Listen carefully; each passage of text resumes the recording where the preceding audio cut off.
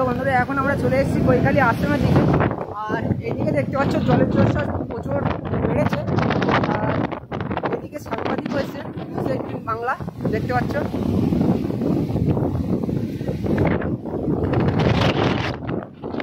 তো আমরা একটু সামনের দিকে যাবো। আর পিছনে রয়েছে আমাদের মাথায় কৈখালী আশ্রম। এইদিকে দেখতে পাচ্ছেন বাংলা। তো আমরা একটু সামনের দিকে যাবো। ওই দিকে রয়েছে প্রচুর মানুষের বসবাস। তো আমরা একটু সামনের দিকে যাবো। প্রচুর হাওয়া বইছে, এদিকে যেতে পারছি না সামনে। আর এই হচ্ছে মাদলা নদী দেখতে পাচ্ছি বন্ধুরা। এটা হচ্ছে মাদলা নদী। এখন জলের পরিমাণ খুব একটা হচ্ছে বেড়ে গেছে।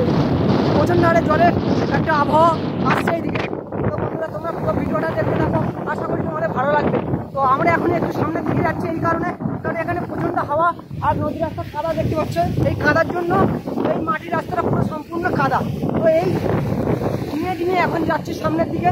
চলো আর একটু দেখতে থাকো।